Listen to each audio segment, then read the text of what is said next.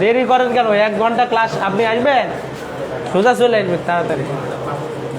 ক্লাসই তো 1 ঘন্টা, 2 ঘন্টাও তো না। 1 ঘন্টা ক্লাসে তো কথা বলতে 15 মিনিট চলে যায়। হ্যাঁ, স্যারটা যান যান যান। ঠিক আছে, মনোযোগ।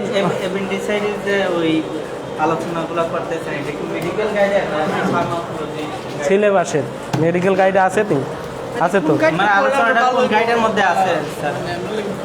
বই, বইয়ের তো অভাব নাই, এখানেও আছে তো।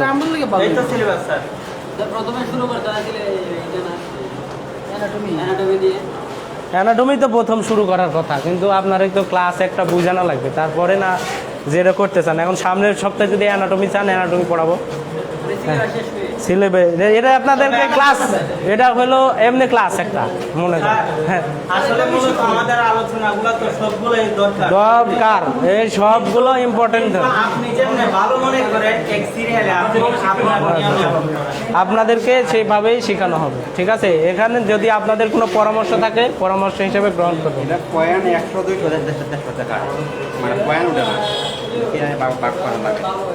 এটা কিসে ইয়ে করেন, এটা ফাংশনের সমস্যা হয়েছে, যারা ইয়ে আছে তাদেরকে দেখা।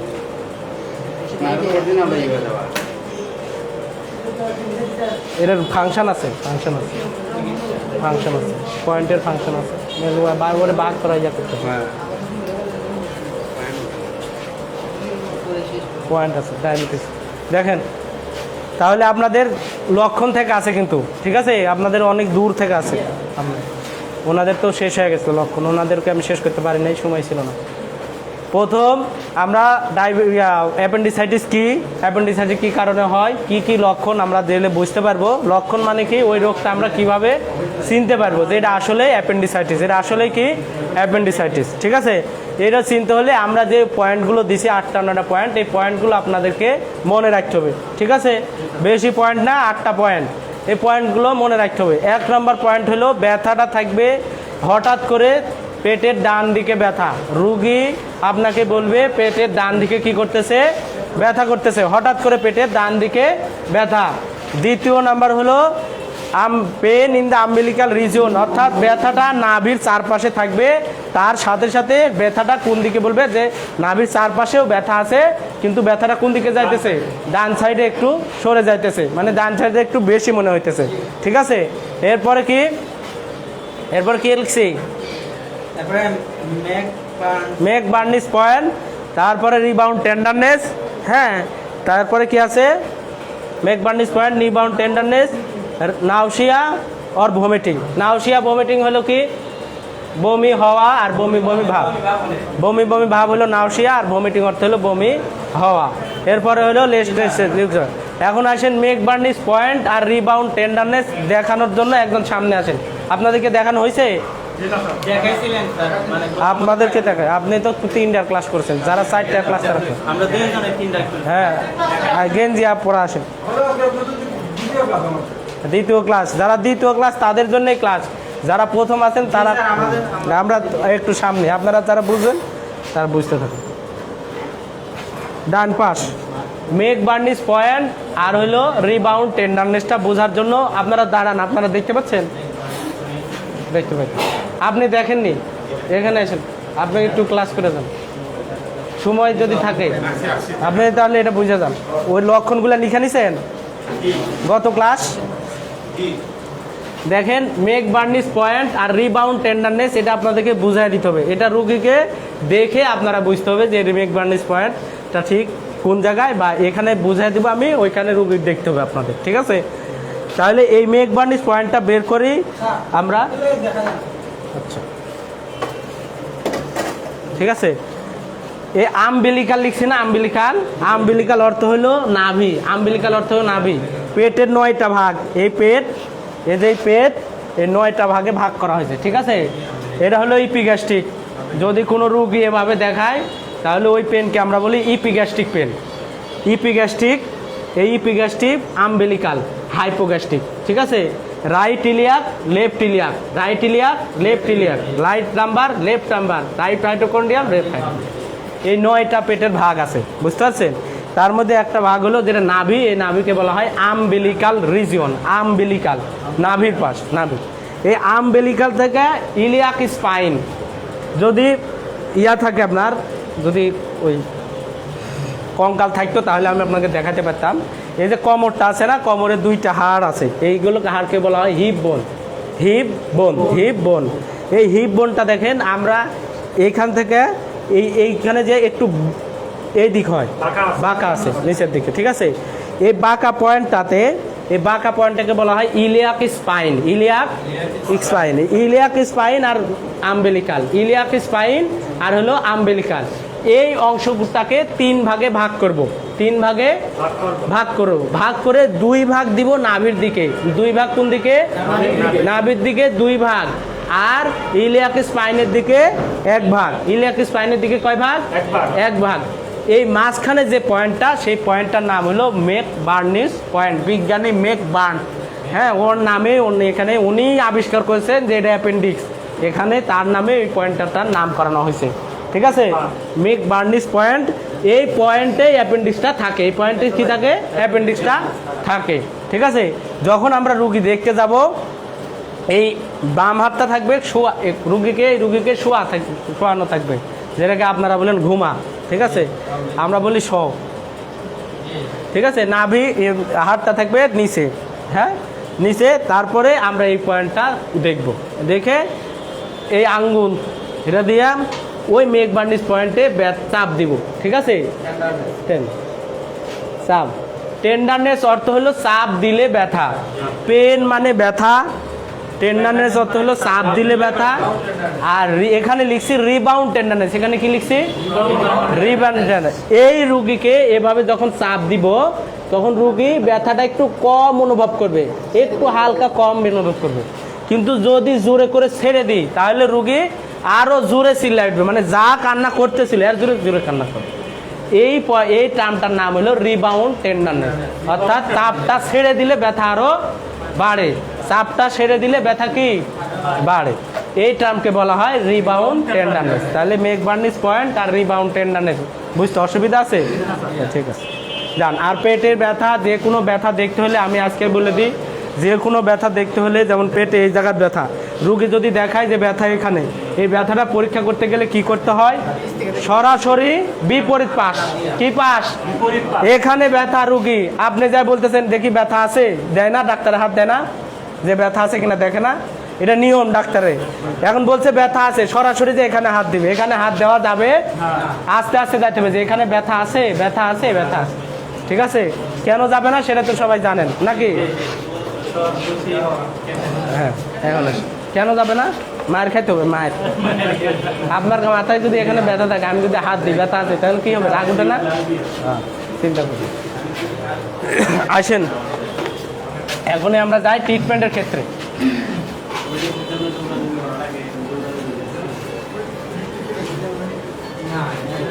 ও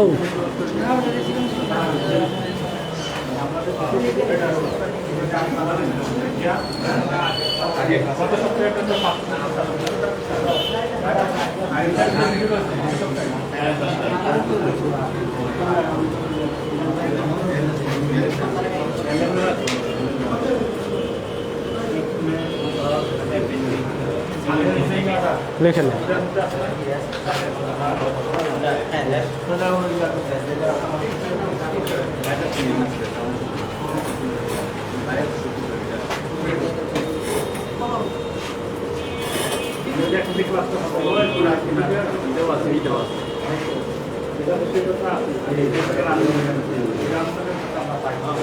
লিখে নেন।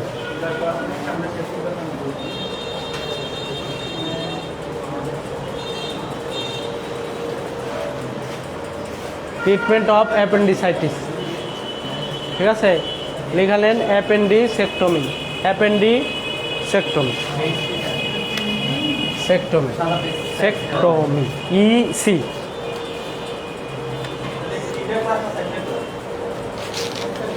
এখন বাজলো কয়টা?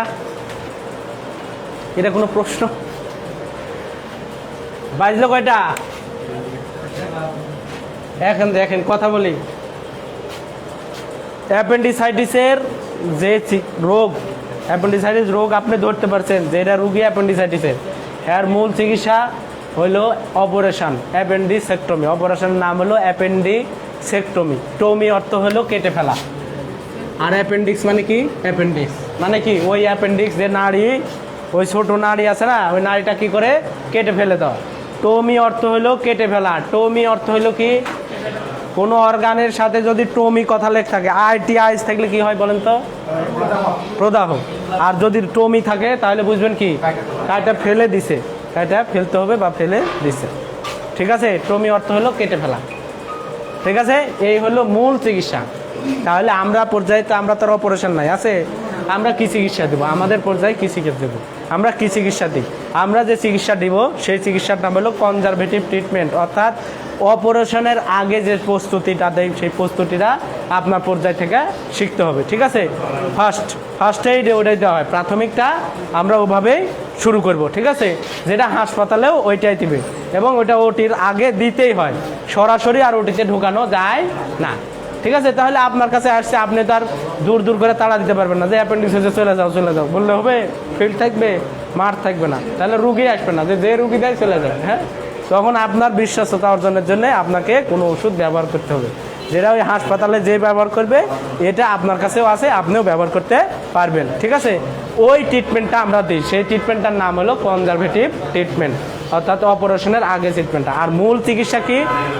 কেউ যদি জিজ্ঞাসা করে মূল চিকিৎসা অ্যাপেন্ডিক্স কেটে ফেলা, কিন্তু তার আগে যে প্রাথমিক চিকিৎসা, তার আগে যে অপারেশনের পূর্বে যে চিকিৎসা দেওয়া হয়, এই চিকিৎসা আপনার ফার্মেসি থেকে, আপনার কাছ থেকেই শুরু হতে পারে।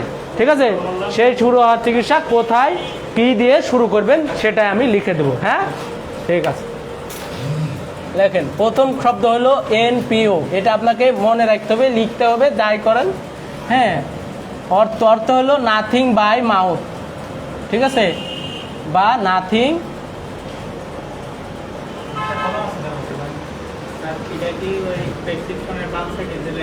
লেখা থাকে হাসপাতালে, দেখেন ওই কথা লেখা থাকে নি, লেখা থাকে। আপনিও লিখে রাখতে পারেন, অথবা মনে রাখতে হবে আপনাকে যে ওই রুগীকে মুখে খাবার বন্ধ,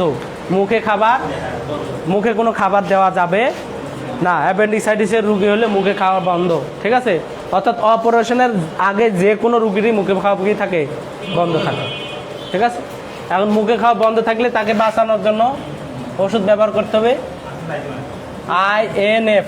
এটা INF লিখে নেন, 5% DA, অথবা বা অর লিখতে পারেন, অথবা 10% DNS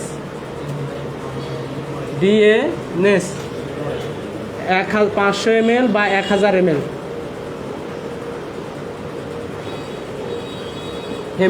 ঠিক আছে, কতটুক দিব? 30 থেকে 40 drop per minute IV slowly.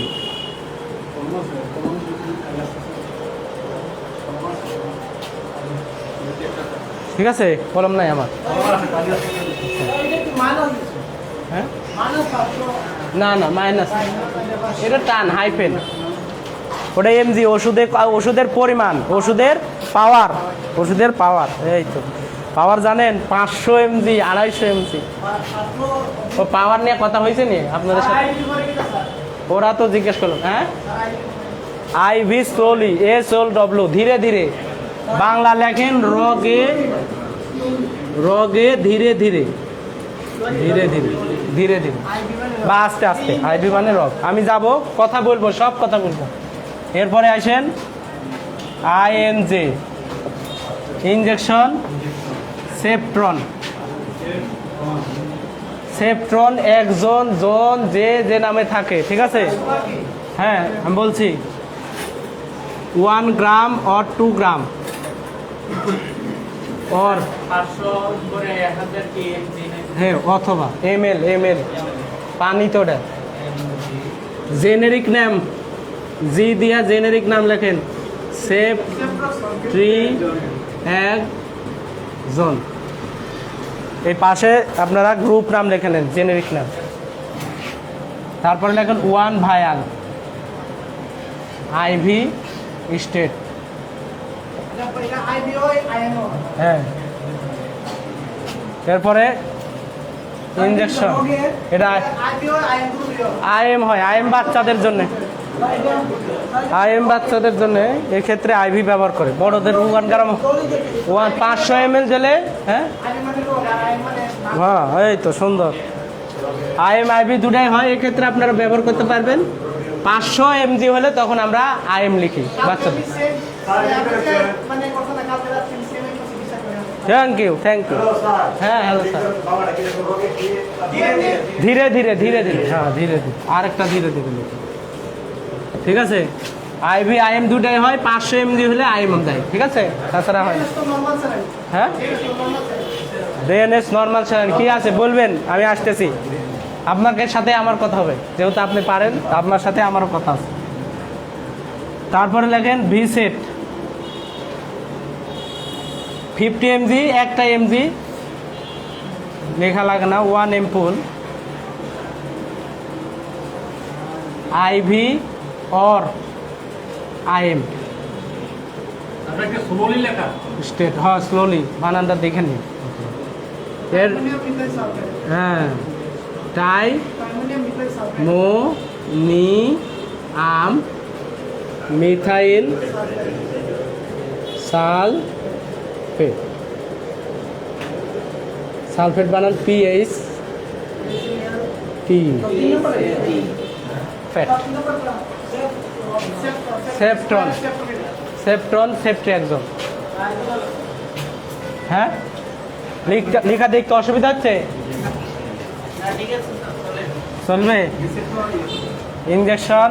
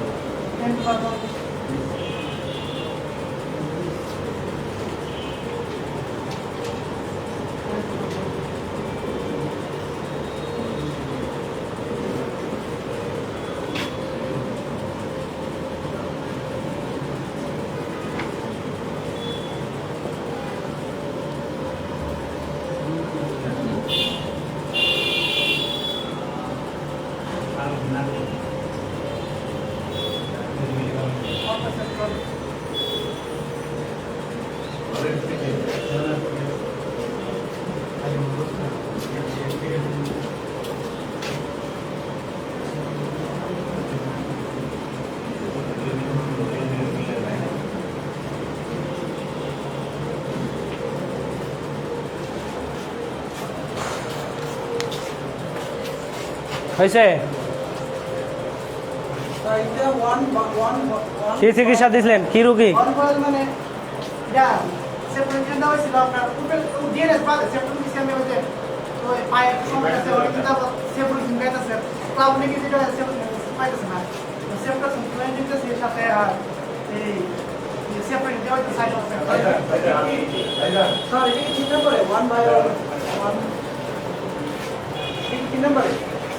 এটা 3 নাম্বার, এটা 4 নাম্বার।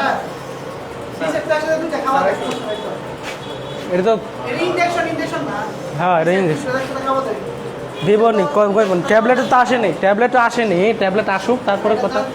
হ্যাঁ খাওয়া যায়, 2টা করে খাওয়া যায়, 3 বেলা খাওয়া যায়, 4 বেলাও খাওয়া যায়। রিসেট 4 বেলাও দেওয়া যায়। না না, এটি অ্যান্টিপাজমোটিক ড্রাগ, ভিসারাল পেইন কিলার। আসবেন? ঠিক আছে। হ্যাঁ, এই তো সব বুঝাবো এখন। এখন আমি তো ওরা লিখাতে চলে যাব না, এখন এর মধ্যেই কথা আছে, কত কথা, তাই না? কথা আছে নি? হ্যাঁ বলুন। মানে আমি একটা ভিডিওতে দেখছিলাম, ডিএমএসি ওরা বললো যে ওই গ্যাসের ওষুধের সাথে টাইমেনিয়াম মিথাইল সালফেট দেওয়া যায় না। মানে ভিসারাল যে গ্যাসের ওষুধের সাথে এটা উল্টা কাজ করে। অমিডন বা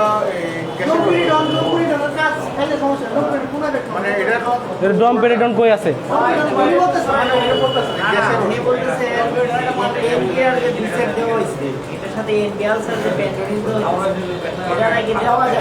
মানে উল্টা কাজ করে না, এটা আমার জানা। উনি বলতেছে যে ভিসেটের সাথে বা যেটা পেন কেয়ার শুধু শুধু ভিসেট না, শুধু অন্য সব, শুধু ভিসেট। ভিসেট মানে কি টাইমোনিয়াম মিথাইল সালফেট, পেট ব্যথার যে ট্যাবলেটের সাথে গ্যাসের ওষুধ দেওয়া যায় না। উল্টা কাজ করে শুনছি। মানে ওমিডন বা এগুলোর সাথে বলছে। ওমিডনের না, আপনার কোনটা বুঝছেন না? Tiemonium, tiemonium methyl sulfate, methyl sulfate, ওটা গ্রুপ নাম। আপনি শুনছেন এটা? কিন্তু আপনি ভালো করে শুনেন, ঠিক আছে?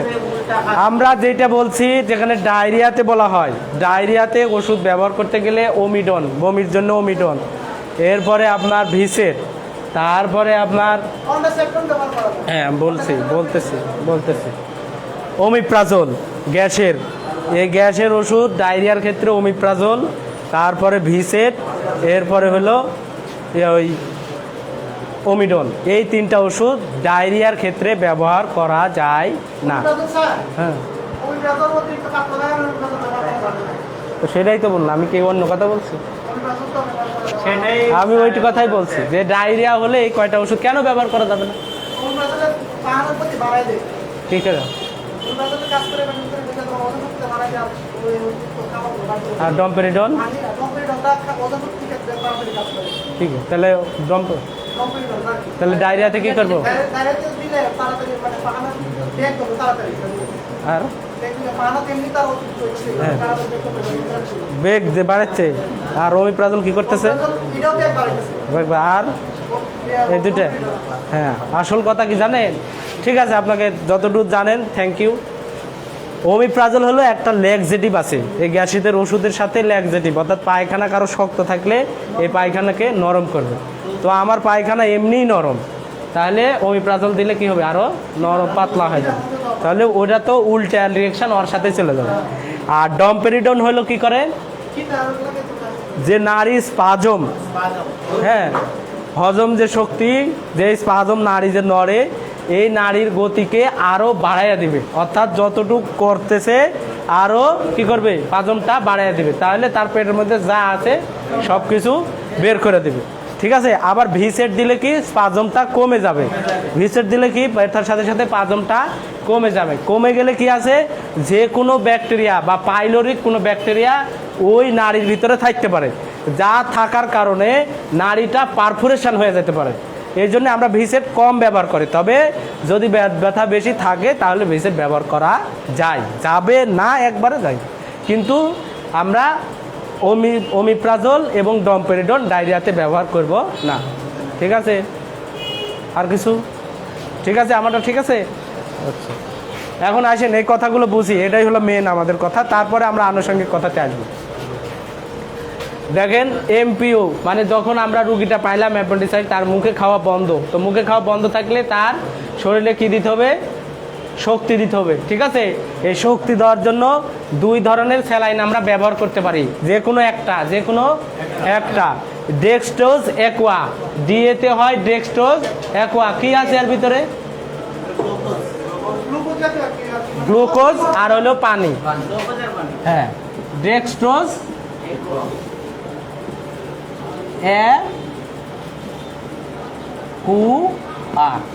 ডেক্সট্রোজ অ্যাকোয়া, এর মধ্যে আছে গ্লুকোজ পানি বেশি পরিমাণ। এরপরে ডিএনএস কি?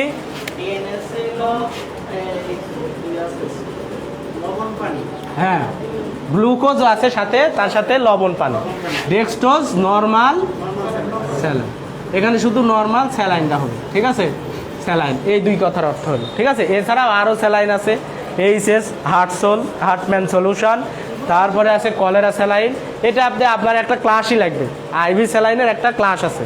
আইভি স্যালাইনের কি আছে? একটা ক্লাস আছে, যে কোন স্যালাইন কাকে দেওয়া যাবে, কোন স্যালাইন কাকে দেওয়া যাবে না, ঠিক আছে? এটা আপনাদেরকে জানতে হবে, এটা জানা মাস্ট, কারণ এটা পল্লী চিকিৎসক করতে গেলে আপনাকে এই স্যালাইন ব্যবহার করতে হবে, এবং এই নলেজটা আপনার মাথায় রাখা লাগবে, ঠিক আছে?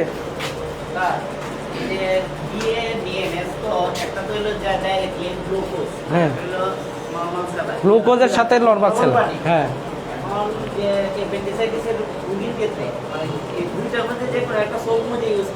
হ্যাঁ, এক্ষেত্রে তার কোনো গ্লুকোজের না, আর কোনো সমস্যা নাই। আর এটা তো হলো এমন, এখানে এমন রুগীদের হয় না যার ডায়াবেটিস আছে, হাইপার টেনশন আছে, এটা চিন্তার কোনো কারণ নেই।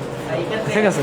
যে অনেক সময় তো ডিএ বা ডিএনএস যারা ডায়াবেটিস বা ডিএক্স এর ক্ষেত্রে যেমন আমরা যদি ডায়াবেটিস পেশেন্ট এই স্যালাইন তার দেওয়া যাবে না, একবারে দেওয়া যাবে না।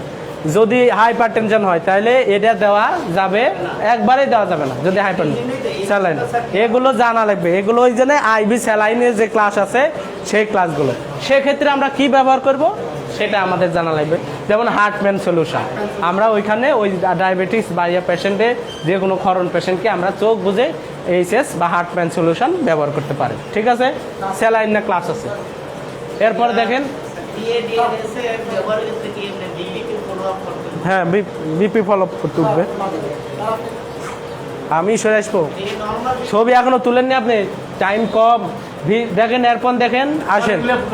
হ্যাঁ, সেফট্রন একটা অ্যান্টিবায়োটিক, ঠিক আছে। সবাইরে বুঝতে দেন, সবাই বুঝুক, তারপরে আপনাদের প্রশ্ন আমরা বুঝবো। হ্যাঁ, সবাই বুঝতে হবে। আপনারা একটু বেশ, ও জানে, ও অনেক ওমিপ্রাজল এই সম্পর্কে জানে, মানে জানে যতটুক তার পজিশনে এতটুকু হলেও সে জানে। এখন আরেকজন কিন্তু ওই কথাও জানে না, ওমিপ্রাজল কি তাই জানে না, নাকি? সবাই আমরা একসাথে শিখবো। হ্যাঁ, আর যাই জানে সেও কথা বলবে। হ্যাঁ, এদের জন্য ঠিক আছে। কিন্তু এই যে ডায়রিয়াতে দেওয়া যায় না, এটা কিন্তু অনেকেই জানে না, ওই ব্যাচে কেই জানে না, সাপোজ যার ক্লাস করে না, উঠেনি কথা। তাহলে সেফট্রন একটা অ্যান্টিবায়োটিক যা ব্যাকটেরিয়ার বিরুদ্ধে কাজ করবে, ব্যাকটেরিয়ার বিরুদ্ধে কি করবে, কাজ করবে। তাই আমরা একটা অ্যান্টিবায়োটিক দিব, সেফট্রন বা সেফট্রিয়াক্সন, যেটা গ্রুপ নাম সেফট্রন 1 ভায়াল আইভি স্টেট। এখন আসেন IVIM, ভায়াল কি, আইভি কি, স্টেট কি, ঠিক আছে? এই কথার অর্থ আছে না, জানেন সবাই? আপনি জানেন কোনটা সিপ্রোফ্লক্স? ওই সিপ্রোসিন তো এখানে লিখিনি, এখানে আসলে ওটা ও তো আগে লিখছি, আপনাদেরও লিখে দিব তো পরে, আপনি ওইটাতে যান না। দেখেন এখানে এসে, তাহলে প্রথমে আমরা জানবো ভায়াল আর এম্পুল কি, কন ভায়াল কি? হ্যাঁ, বলেন আপনি, দাঁড়ায় বলেন কি বলেন।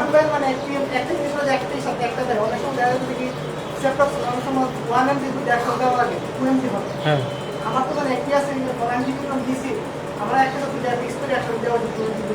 একভাবে না, আধা ঘন্টা পর পর দেওয়া। আপনি বুঝান ভায়াল কি আর এম্পুল কি।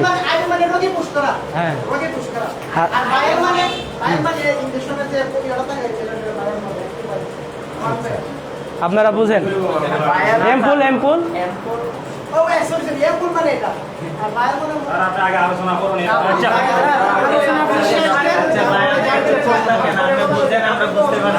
এখন আসেন বাস, আমার বুঝতে হবে, আমি বুঝছি, আমি বুঝেছি, আমি ওরে বোঝার জন্য, ঠিক আছে? ও একটু বেশি এই দাঁড়ান, ওর কাছে কতটুকু আছে এটা আমি বুঝতে হবে না, ওর সাথে তো কথা বলতে হবে। আর না হয়েছে। এখন আপনার, আমি তো বলছি, এর আগেই তো বললাম যে সবাইকে বুঝতে হবে। এখন আসেন 1 ভায়াল আর এম্পুল। ভায়াল অর্থ হলো কোন ইনজেকশনগুলোকে আমরা ভায়াল বলি, কোন ইনজেকশনগুলোকে অ্যাম্পুল বলি। হ্যাঁ, তাহলে লিখা নেন, অন্য পৃষ্ঠায় অ্যাম্পুল করেন, আপনাদের এখান থেকে শুরু করুন। এম্পুল কি আর ভায়াল কি, এম্পুল কি আর হলো ভায়াল কি। এখানে 1 বা 2 সেটা তো বুঝেন, পরিমাণ। 1 বা 2 মানে কি, পরিমাণ। ঠিক আছে, আমাকে বুঝতে হবে এম্পুল আর ভায়াল, এখানে যদি 2 দিই, 2 দুটা এম্পুল। এখন ভায়াল কি আর এম্পুল কি, ভায়াল আগে বুঝেন। ভায়াল হলো যে ইনজেকশনগুলো পাউডার এবং পানি থাকে, ডিস্টিল ওয়াটার, তার সাথে একটা পাউডারের ভায়াল থাকে, পাউডারের এম্পুল থাকে। মনে করেন একটা কাঁচের এত বড় ভায়াল থাকে, তার সাথে পানি থাকে, ডিস্টিল ওয়াটার থাকে। এটা সংক্ষেপে আপনার বুঝুন, যে ইনজেকশনগুলো পাউডার এবং পানি মিক্স করার পরে পুশ করি, সেই ইনজেকশনগুলোকে বলা হয় ভায়াল। বুঝতে পারছেন? হ্যাঁ, ছোট বাচ্চা, বড় বাচ্চাদের, যেটা বড় বাচ্চা তারা গ্যাসের ইনজেকশন যেটা দেয়, গ্যাসের প্রত্যেকটা ইনজেকশনই ভায়াল বলা হয়। গ্যাসের প্রত্যেকটা ইনজেকশনই পানি থাকে, পাউডার থাকে। পানিটা সিরিঞ্জের মধ্যে নিয়ে ভায়ালের প্লাস্টিকের মুখিটা খুলে পানি দেওয়ার পরে মিক্সার করে এরপরে নিয়ে তারপরে দিই, ওই ইনজেকশনগুলোকে বলা হয় ভায়াল। ঠিক আছে। ইনজেকশন না, পানি প্লাস পাউডার লিখে লিখলে হয়ে যাবে। হ্যাঁ মিক্স করে দেওয়া হয় এটা এটা এটা লিখে আপনি ওয়াটার প্লাস পাউডার লিখলেই হয়, ডিস্টিল ওয়াটার প্লাস পাউডার। যে ইনজেকশনগুলোতে থাকে এগুলোকে ভায়াল বলি, আর এমপুল বলে। এমপুল শব্দের অর্থ হলো যথেষ্ট। এমপুল শব্দের অর্থ কি? যথেষ্ট, মানে এর মধ্যে ঢুকানোও যাবে না, বের করাও যাবে না। বুঝতে পারছেন? যথেষ্ট মানে মানে যেটা থাকবে ভেঙে সিরিঞ্জে নিব, নিয়ে পুশ করবো। এই ইনজেকশনগুলোকে বলা হয় এমপুল। এই ইনজেকশনগুলো এমপুল শব্দের অর্থ হলো যথেষ্ট। মানে যথেষ্ট মানে কি?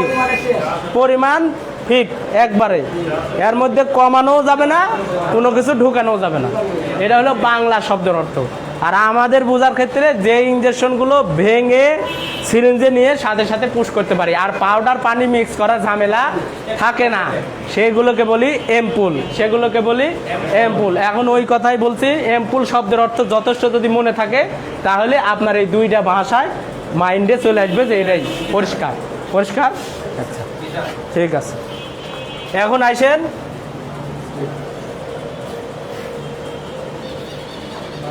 এখন কি আছে?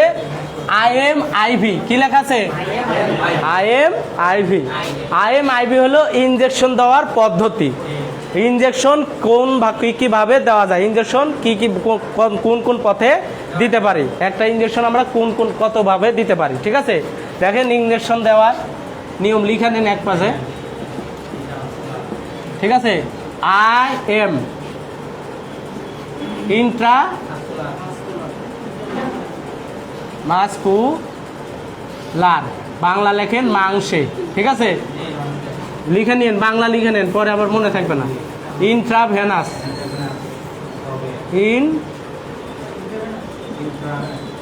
ইন্ট্রাভেনাস। তারপরে আইএসসি সাবকিউটেনাস, বা আইসিইউ লেখা থাকে। ঠিক আছে, কিউটেনাস লিখা, যে কোনো বইয়ে একটু পার্থক্য আছে, সমস্যা নাই। সাবকিউটেনাস চামড়ার নিচে, রগে চামড়ার নিচে। এই তিনটা ইনজেকশন দেওয়া আপনাদেরকে জানতেই হবে। বুঝতে পারছেন? আর একটা লিখতে পারেন আইডি, যেটা সচরাচর দেখবেন, ইন্ট্রাডার্মাল। হ্যাঁ ডার্মাল। এছাড়াও আছে আইজে ইন্ট্রাজয়েন্ট, এটা চামড়ার নিচে। এটা লিখতে পারেন চামড়ার নিচে মাংসের উপরে, চামড়ার নিচে মাংসের উপরে। 2 নাম্বারটা রগে,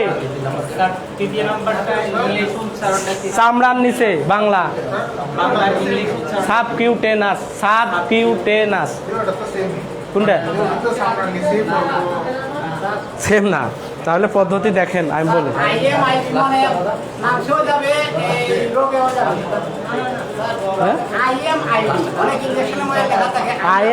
ওটা দুই পথেই দিতে, দুই পথেই দিতে পারবেন। তাহলে আইভিতেই। হ্যাঁ আচ্ছা বলতেছি। হ্যাঁ চামড়ার নিচে আমি বলি, বুঝাইছি আপনারে? বুঝছেন? বলি চামড়ার নিচে, অর্থাৎ এটা হলো জাস্ট চামড়ার নিচে, এটা জাস্ট চামড়াটা উঠে তার নিচে। আর ইন্ট্রাডার্মাল একটা ইনজেকশন দেওয়া হয়, যেটা বিসিজি টিকা দেওয়া হয়। বিসিজি টিকা শিশু জন্মের পরে 40 দিন পর প্রথম যে টিকা দেওয়া হয় বাম বাহুতে ওইটা দেওয়া হয় ইন্ট্রাডার্মাল। আমরা স্বচক্ষে দেখবো চামড়ার নিচে, কিন্তু আপনাদেরকে জানানোর জন্য যেটা চামড়ার নিচে না, জাস্ট এটাকে বলা হয় ইন্ট্রাডার্মাল। চামড়ার নিচে মাংসের উপরে।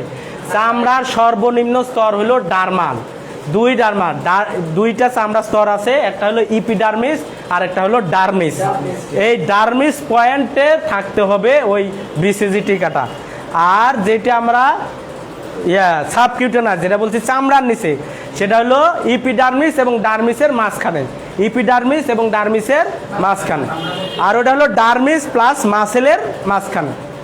ঠিক আছে, কথা বুঝাতে পারছি? হ্যাঁ চামড়ার নিচে, চামড়াটা উঠায় তারপরে দিতে হবে। দিলে এই জায়গা ফুলতে হবে, তাহলে বুঝতে হবে সাকসেস। আর যদি না ফুলেন তাহলে সাকসেস হন নাই, যখন ইনজেকশন আমরা দেওয়া শিখাবো সেটা না। হ্যাঁ ইনসুলিন দেওয়া হয়, থ্যাংক ইউ। ইনসুলিন, আমরা ইনসুলিন দিই চামড়ার নিচে, এটাকে আমরা সাবকিউটেনাস বলি, চামড়ার নিচে। তাহলে আমাকে রগে ইনজেকশন দেওয়া জানতে হবে, মাংসে ইনজেকশন দেওয়া জানতে হবে, চামড়ার নিচে ইনজেকশন দেওয়া জানতে হবে। এছাড়াও আরও আছে বলছি, আইজে ইন্ট্রা জয়েন্ট আছে, ইন্ট্রা আর্টারিয়াল আছে, ইন্ট্রা প্যারেনকাইমাল আছে, বিভিন্ন ধরনের আরও আছে, এগুলো আমাদের জানার দরকার নাই। ঠিক আছে, এখন আসেন স্টেট, কি লিখছি বুঝছেন, এগুলো বুঝছেন? এন্ড স্টেট মানে কি, স্টেট মানে কি লিখছি না সাথে? স্টেট মানে হলো সাথে সাথে, এটা হলো dosage of drug, dose of drug মানে ওষুধ ব্যবহার, মানে কতবার ব্যবহার করবে, ডোজ কতবার সেটা বোঝানোর জন্য, কখন ব্যবহার করবে সেটা বোঝানোর জন্য। যে 0 লিখি না আমরা, 1010 লিখি না, এটা ফার্মাকোলজিক্যাল ভাষা না, এটা আমাদের দেশে বোঝার জন্য বলতে হয়। ঠিক আছে, যে দুপুরে রাতে এরম, আর 0 দিলে বুঝে দুপুরে নাই। ঠিক আছে, কিন্তু ফার্মাকোলজিক্যাল ওয়ার্ড আমরা আজকে শিখবো।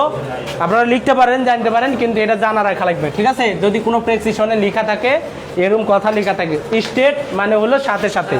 যেমন এখানে লিখবে স্টেট দেন বিডি, বিডি বা 8 আওয়ারলি, এই তো ঠিক আছে, 3 আওয়ারলি, ওডি, ও একবার থাকলে আর ওয়ান্স ডেলি বা ওডি লেখে সংক্ষেপে। ঠিক আছে, ওডি বিডি, ঠিক আছে, এটা আপনাদেরকে জানতে হবে। লেখেন ওডি, স্টেট মানে হলো সাথে সাথে ইনজেকশনটা দিয়ে দিবেন। স্টেট মানে কি, সাথে সাথে দিয়ে দিতে হবে, এটা হলো ফার্মাকোলজিক্যাল ভাষা। ঠিক আছে, ওডি মানে দিনে একবার, বাংলাতে লিখেলেন আর ইংরেজি দেওয়ার দরকার নাই। বিডি দিনে 2 বার, টিডিএস দিনে 3 বার, কিউডিএস দিনে 4 বার। এই আপনার নাম কি? হ্যাঁ, টুটুল, এই তো, তাই তো টুটুলের মতো সুর। এসওএস মানে কি? এই তো এসওএস মানে কি? আমার এই বানান শিখেছেন আপনি? আচ্ছা আচ্ছা, ঠিক আছে, আমার ধরে ধরে শিখেছে। হ্যাঁ সুন্দর, তেমন বানান শিখেছেন, সব প্র্যাকটিক্যালি শিখেছে। হ্যাঁ ঠিক আছে। প্রয়োজন হলে, সুবিধা হবে প্রয়োজন হলে, মানে যে ওষুধগুলো আমরা বলবো যে প্রয়োজন হলে, তখন কোনো কাছে লেখা থাকবে এসওএস। ঠিক আছে, হ্যাঁ কিউডিএস, ডিএস কোয়ার্টার, কোয়ার্টার, কিউ মানে কি কোয়ার্টার। হ্যাঁ আছে, ঢাকাতে লেখে, লেখে না কেন? অনেক দেখছি, আজ এরকম আপনি পার নাই, আমার স্টুডেন্ট এই ক্লাসে, আমি তো ক্লাস করাই।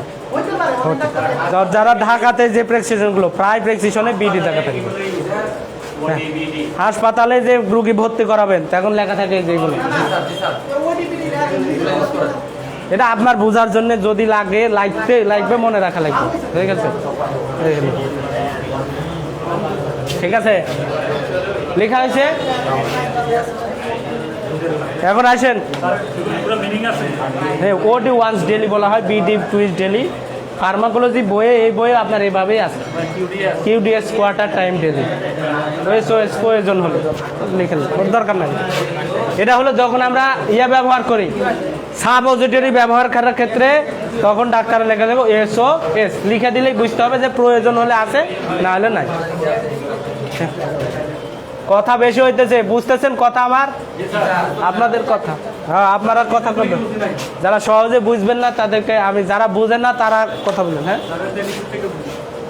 এখন আসেন, এটা গেল অ্যান্টিবায়োটিক। এরপরে আসেন ব্যথার জন্যে। ঠিক আছে, ব্যথার জন্যে টাইমোনিয়াম মিথাইল সালফেট, যার নাম ভিসেট, অ্যালজিন, ভিসারালজিন, ডিজমা, বিভিন্ন নামে পাওয়া যায়। ঠিক আছে, এই নামটা, এই ওষুধটাকে বলা হয় এম্পুল, মানে কি ওটা ভেঙে আমরা দিয়ে দিই, তাই বলছি 1 এম্পুল। 1 এম্পুল আইভি, অর্থাৎ রগে অথবা মাংসে, দুইভাবে এটা দেওয়া যায়, রগে অথবা মাংসে দুইভাবে দেওয়া যায়। স্টেট দেন বিডি চালায় বা টিডিএস চালায়, এটা চালায় 8 ঘন্টা পর পর চালায়, 8 আওয়ারলি। ঠিক আছে, এই এটা হলো ব্যথার জন্য। তারপরে হলো গ্যাসের একটা ইনজেকশন দিতে হবে, অ্যান্টি আলসারেন্ট, ঠিক আছে?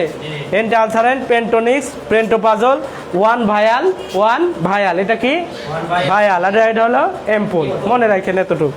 এরপরে ইনজেকশন ইমিস্টেট, বমির জন্য, ঠিক আছে? 8 mg 1 ampoule IV stat, 1 ampoule IV stat, ondansetron. ও স্টেটের পরে লেখা মানে লেখা থাকে, মানে হাসপাতালে যখন যদি কোনো রোগী ভর্তি করা, যদি ইঞ্জেকশন চলে বলে এখন দেন, সাথে সাথে দেন লেখা থাকে, দেন মানে তারপর কতক্ষণ চলবে। যদি বলে বিডি তখন ওটা চলবে দিনে 2 বার, বুঝতে পারছেন? এভাবে লেখা থাকে আর কি। দেখবেন যদি রোগী ভর্তি করান হাসপাতালে যদি যান প্রেসক্রিপশনে এভাবেই লেখা আছে, দেন বিডি, দেন ওডি, দেন।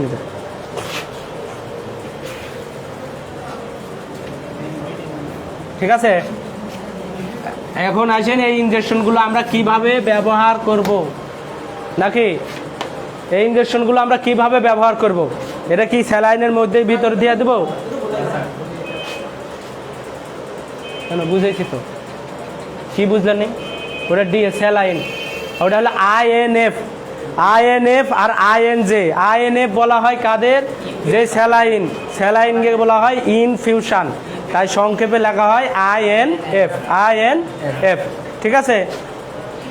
এখন আসেন এই ইনজেকশনগুলো কিভাবে আমরা প্রয়োগ করব, তাই না? যেটা কি একবারে ভিতরে স্যালাইনের ভিতরে দিয়ে দিব, না আলাদা আলাদা প্রয়োগ করব? ঠিক আছে, আলাদা আলাদা প্রয়োগ করব। কি করব? আলাদা। একটা ইনজেকশনও ওর ভিতরে দেওয়া যাবে না, মনে থাকবে, একটা ইনজেকশনও ওর ভিতরে দেওয়া যাবে না, ঠিক আছে? কিভাবে আলাদা আলাদাভাবে দিব? আমরা যখন স্যালাইনটা রেডি করলাম, যদি বাটারফ্লাই দিয়ে দিই বা ক্যানোলা দিয়ে যদি দিতে পারি ভালো, বাটারফ্লাই দিয়ে দিলেও ভালো। যদি ক্যানোলা দিতে পারেন সবচেয়ে ভালো, বাটারফ্লাই দিয়ে দিলেও হবে। দেওয়ার পরে আমরা ওই বাটারফ্লাই চ্যানেল দিয়ে একটা করে আস্তে আস্তে সব দিতে পারবো। রগে যে ইনজেকশনগুলো, এই ইনজেকশনগুলো সব আস্তে আস্তে দিবেন, ঠিক আছে? দ্রুত দেওয়ার চেষ্টা করবেন না, ঠিক আছে?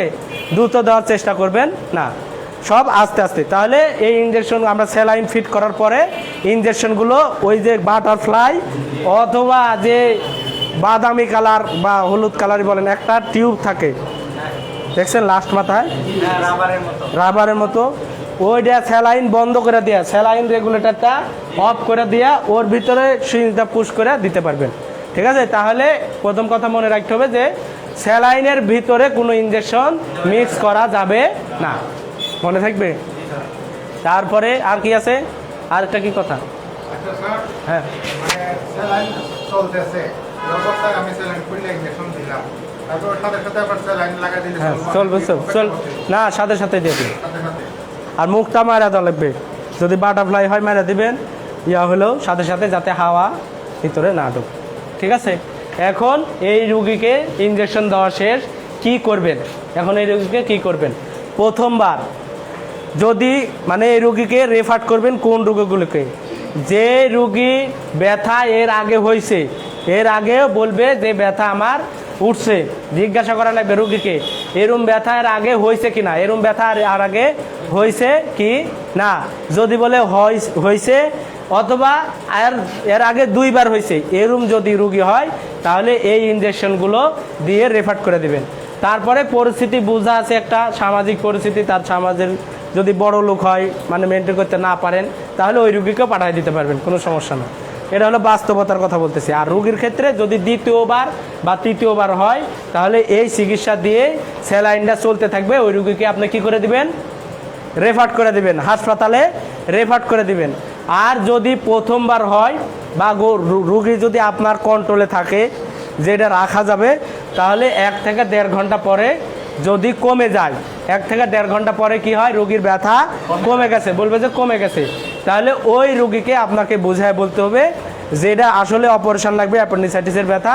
আপনি পরবর্তীতে এখন যদি পারেন তে দেখাই নেবেন একটা ডাক্তার, আর যদি না পারেন, অনেক আছে না গরিব মানুষ, টাকা পয়সা নাই, টাকা পয়সা জোগায় তারপরে ডাক্তারের কাছে যেতে হবে, তখন ওই রুগীকে আপনাকে বাসায় গেলে, যদি বাসায় যায় যে না আপাতত যাব না, আপনি এই চিকিৎসা দিয়ে দেন, তখন আপনি কি চিকিৎসা দিবেন, তখন আপনি কি চিকিৎসা দিয়ে তাকে বাসায় পাঠাবেন, ঠিক আছে? এইটা এখন আমি লিখে দেব। এই পর্যন্ত বুঝতে পারছেন যে কোন রুগীকে আমরা রেফার করে দিব যদি দ্বিতীয়বার বা তৃতীয়বার হয় বা আবার লাম থাকে, এই জায়গাটা কি হয়ে গেছে, ফুলে গেছে, যদি এরকম পেশেন্ট হয় তাহলে অবশ্যই তাকে রেফার করে দিব হাসপাতালে, ঠিক আছে। আর যদি একবার প্রথমবার হয় এবং 1 থেকে 1.5 ঘন্টার মধ্যে যদি কমে যায়, 1 থেকে 1.5 ঘন্টার মধ্যে যদি কমে যায় তাহলে ওই পেশেন্টকে আমরা কি করব, যদি এখন সে হাসপাতালে যেতে না চায় তাহলে ওই পেশেন্টকে আমরা কি চিকিৎসা দিব, ঠিক আছে। কি চিকিৎসা দিব সেটা আমরা বাসায় যাওয়ার আগে আমরা এই ট্যাবলেটগুলো কি করব, তাকে দিয়ে দেব, ঠিক আছে। দেখেন ট্যাবলেট সেফুরক্স দিতে পারেন, সেফুরক্স বা সিপ্রোসিন 500 mg, 500 বা 250 mg। জেনেরিক নাম হলো সেফুরোক্সিম, ঠিক আছে, সেফুরোক্সিম, ঠিক আছে। 500 mg, 250 mg, 7 দিন, ঠিক আছে। এরপরে ট্যাবলেট ভিসেট 50 mg, 1 mg, 2 বেলা, 3 বেলা, 4 বেলা, 2টা করেও খাওয়ানো যায়, 3 বেলা, ঠিক আছে। পেট ব্যথা থাকলে, ঠিক আছে, পেট ব্যথা থাকলে। এরপরে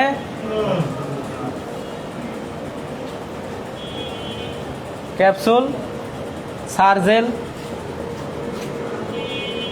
20 mg, ইসোমেপ্রাজোল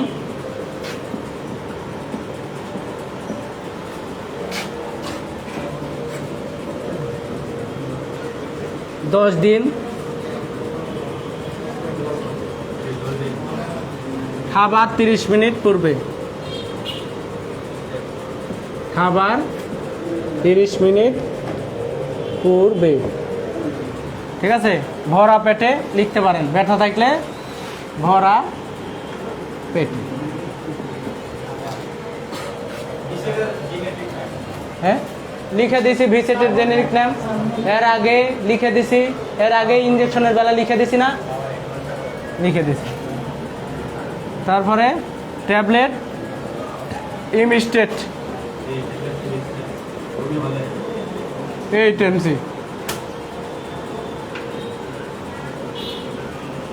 3 দিন বমি হলে, হ্যাঁ কোনটা 8 mg, 8 mg এটা। তারপরে ট্যাবলেট প্যারাসিটামল 500 mg, জ্বর থাকলে,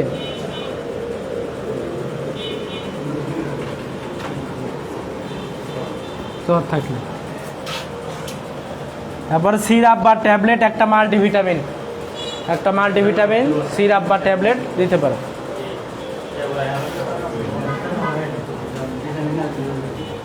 মেগাভিট প্লাস 2 চামচ করে দিনে 3 বার।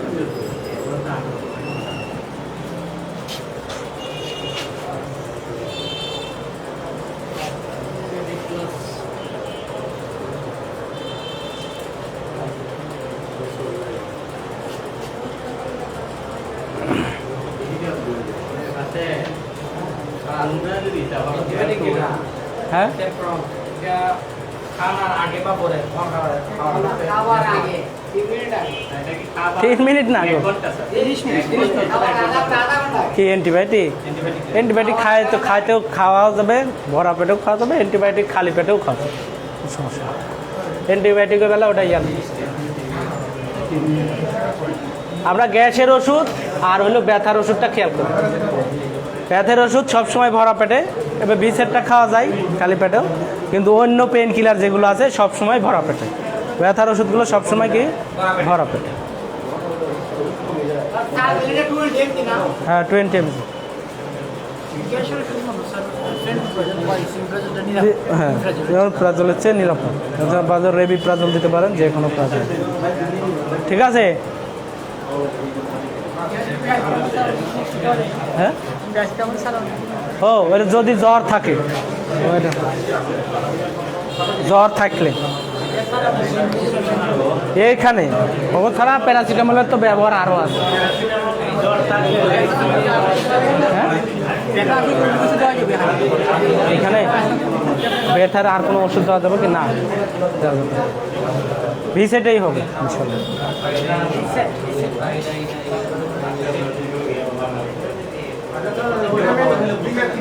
হ্যাঁ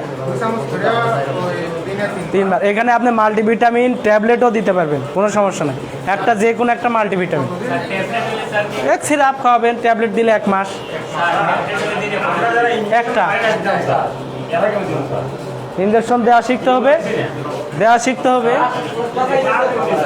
হ্যাঁ ইঞ্জেকশন শিখাবো, দেখি সামনে ক্লাসে কি করে। হ্যাঁ সিরাপ হয়, সিরাপ হলো 15 দিন বা 1 মাস, যে করে একটা সিরাপ খাওয়াবেন বাস, মুখের রুচি। হ্যাঁ এইটা অ্যাপেন্ডিসাইটিস রুগী যেটা পাবেন সেটা টিনেজের, এটা ছোট রুগীদের হয় না, যে একবার ছোট বাচ্চা হয় না। হ্যাঁ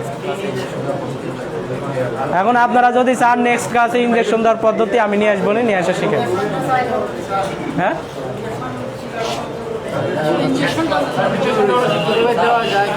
আচ্ছা স্যালাইন ইঞ্জেকশন সামনে ক্লাসে নিয়ে আসবো। হ্যাঁ বুঝছি তো শেষ।